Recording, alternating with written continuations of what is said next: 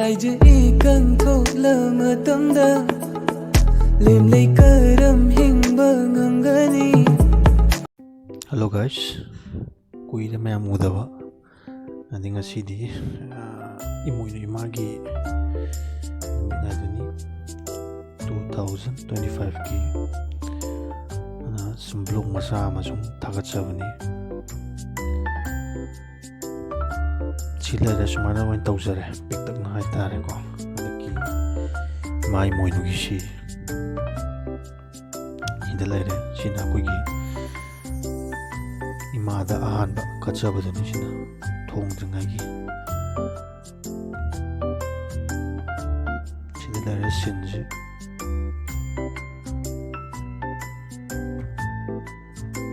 nagi sina lajara jekat ki basingdo sina koi thong thakpagi haidara samna sina mamijina yongsa khotpagi sinni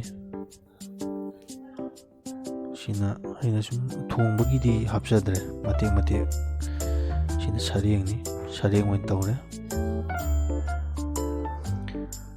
sareng wan thongjare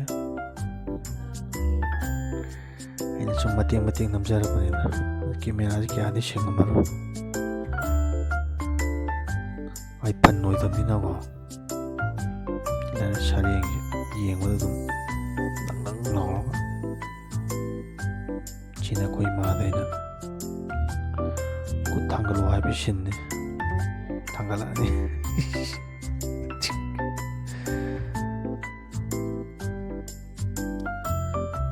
mate ni sina bagi singna sinni koi gi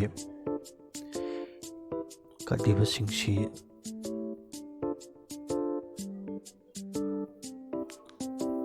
thongbagi namuk yaurkini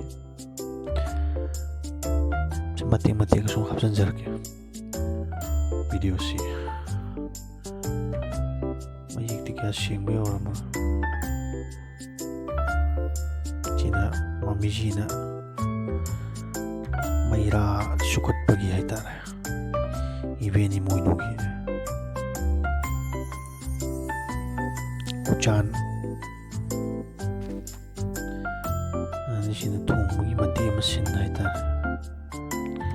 bodrok songbu sinni sareng thongmadani